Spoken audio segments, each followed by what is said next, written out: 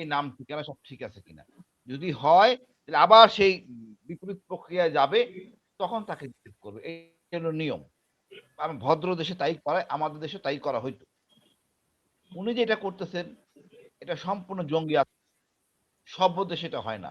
আমরা গরু ছাগল মহিষটা চাইনা ধরে নিয়ে গেলাম বা চাইনা আবার নিয়ে আসলাম, এটা যায় আসে না। আমাদের এখানে যখন মনে করেন উনি যেটা বলছে বন্দি বিনিময়, বন্দি বিনিময় সেটা তো অন্য জিনিস। উনি তাও উনি জানাবেন চিঠি দিয়ে কত সংখ্যার লোক কি আলোচনা হবে সীমান্ত পর্যায়ে, তাও তো হয় নাই। উনি তো চুরি করে লোকগুলি ঢুকাই দিচ্ছেন, যেটা একটা অসভ্য জাতির জন্য সম্ভব। ভদ্র জাতি বা সভ্য জাতি এটা করে না। আমি উনি কি ওনার কি মানে ওনাদের মন্ত্রী মহোদয়গণ কি করেন, কি পড়াশোনা করেন, আসলে মন জিনিস হলো গিয়া আমাদের সাথে একটা সম্পর্ক টিকা করার জন্য। বিএনপি সরকারকে ভারত এখন আর সহ্য করতে পারতেছে না, এবং এদের লাভ জাপ যা ছিল, এই চুক্তি স্বাক্ষর করা এসে তারেক জিয়া, এইটা কইরা এসে তারেক জিয়া কত রকম কথা নাকে খত দিয়ে গেছে। এখন দেন তারেক জিয়া কোনো কাজ করতেছে না, ওদের মাথায় কাজ করতেছে না, ওদের টোটাল মাথা করতেছে না সরাসরি। আবল তাবল বকতেছে। কিছুক্ষণ আগে দেখলাম মনোজ দাস আর একটা আছে অরুণ ঘোষ, এই দুই রত্ন যে কি মানে, জুন মাসের মধ্যে হাসিনা চলে আসবে। আমি একটা কমেন্ট লিখলাম, জুন মাস আর তারা মানুষ আর সহ্য হচ্ছে না, তাড়াতাড়ি আসেন, হাতে ফাঁসির দড়িটা নিয়ে আসেন। মানে ওনারা পাগল হয়ে গেছেন। ওনারা বন্দি বিনিময়ে চুক্তি করবেন, ভালো কথা।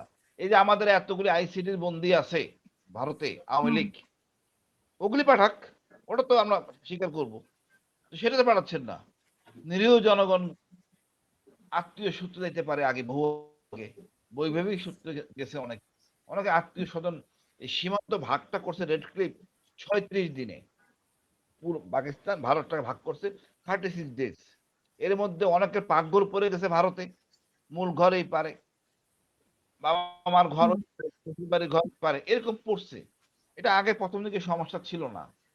ইভেন দেশ স্বাধীন হওয়ার পরও 30 বছরের সমস্যা ছিল না। এই তার কাটা হওয়ার পরে এই সমস্যাটা হয়েছে।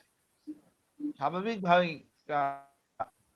হয়তো অতীত আত্মীয়ের কারণে যাইতে পারে। কথা হলো, আমরা যে লেখাপড়া শিখছি স্কুলে, কোনো দেশের নাগরিক যদি অন্য দেশে যায়, সে নাগরিক পায়, এমনি আধার কার্ড পাওয়া লোকগুলিকে ফেরত পাঠাইতেছে। সেই দেশে যদি কোনো জমি ক্রয় করে, কোনো নারীকে বিবাহ করে, কোনো উন্নয়নে জড়িত থাকে, সে নাগরিক পাওয়ার অধিকার রাখে। কোনো নিয়ম কারণ মানতেছে না। এমন যে গুলি আছে, মনে দেখবেন যে 4-5 বছর ধরে আছে, যদিও সব মিথ্যা কথা। আমি ধরে নিলাম 3-4 বছর, তো 3-4 বছর তো কাজ করে খাইছে এই লোকগুলি, ভারতের জন্যই কাজ করছে। এখন জোর করে মুসলমান দেখে পাঠাচ্ছে, তারা একটা হিন্দু পাঠাচ্ছে না তো আপা। একটা হিন্দু পাঠাক দেখি, পাঠাচ্ছে না তো। সব হলো রাজনীতিকরণ, অসৎ রাজনীতিকরণ। এদের সুবিধা কি, দোয়ালে পিঠ থেকে গেছে মুসলমানদের, এখন মুসলমান সোজা হয়ে দাঁড়াবে। আমি তোমার দেশে নিরাপদ না হই, তাহলে আমার জন্য আমার নিরাপত্তার ব্যবস্থা আমার করতে হবে।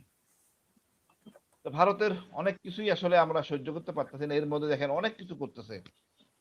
আমি বিএনপি সরকার সামনাসামনি ঝগড়া করতেছে না, নিজ দিয়ে হয়তো বিএসএফ কে কঠিন মানে বক্তব্য দিতে, বিএসএফ কিন্তু সঠিক কাজ করতেছে। বাট আপনি দেখবেন এমনি আইনগত ভাবে কিছু করতেছে না। বাট এটা করা উচিত, কিছু করতে হবে তো। জয় শহর আবল তাবল বকতেছে, আমার পড়াশোনা ঘুমাচ্ছে, তো হয় না। আবার একই সাথে সীমান্ত হত্যা, এটা নিয়ে সহজীকরণ উপায় নাই। সীমান্ত তো সীমান্ত হত্যাই। সীমান্ত হত্যা বলতে বুঝি 150 পারে ওপারে, এটাই সীমান্ত। এখানে নিয়ে সহজীকরণ উপায় নাই। এটা নিরস্ত্র জনগণের গায়ে যদি কেউ গুলি করে, সশস্ত্র মানবাধিকার লঙ্ঘন, অর্থাৎ তাকে অনৈতিকভাবে মারা হয়েছে, মামলা করার অধিকার রাখে রাষ্ট্র। যাই হোক, আমরা ভারতের সাথে এখন 24-এর পরে চোখ তুলে কথা বলতে পারতেছি, সামনাসামনি চোখ রেখে কথা বলতে পারতেছি, এটা সৌভাগ্য। আওয়ামী লীগ থাকতে 15 সেটাও বছর 15 বছর তো সবটাই ভুলে গেছিলাম যে বিএসএফ বিডিআর রাখা হয়েছিল লাশ আনার জন্য, অ্যাটলিস্ট বিডিআর কাউন্টার করে। জানাই বিএনপি গভর্নমেন্ট এইটুক করছেন, আরো করতে হবে। কারণ আমাদের এর বেশি না করলে মানুষের সন্দেহ আরো দিন দিন বাড়বে সালাউদ্দিন ভাইয়ের উপর। এই সম্পূর্ণ প্রতিষ্ঠানটা আমাদের স্বরাষ্ট্র মন্ত্রণালয়ের অধীনে, ওনাকে আরো কঠোর হইতে হবে। এই বিষয়ে এই যেটা এটাই আপাতত, আর মনে কিছু নাই। তবে অনেক কিছু আছে, আপনি একটা ভাবছেন বিশাল বড় একটা রামের মন্দির আমাদের গাইবান্ধার পলাশবাড়িতে বানানো হচ্ছে। এটা আবার তাদের দূতাবাসের প্রধান ওটা উদ্বোধন করবেন, যেটা শুনতেছি আমি।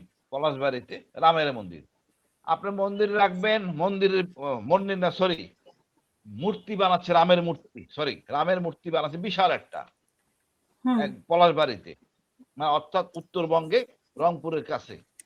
আপনি মূর্তি বানাবেন ভালো কথা, মূর্তি সম্পূর্ণ ভাবে মন্দিরের ভিতরে রাখেন, মন্দিরের বাইরে দেখার কোনো অবকাশ আপনার নাই। এখন যদি আমরা কিছু বলি তখন বলবো আমাদের জঙ্গি।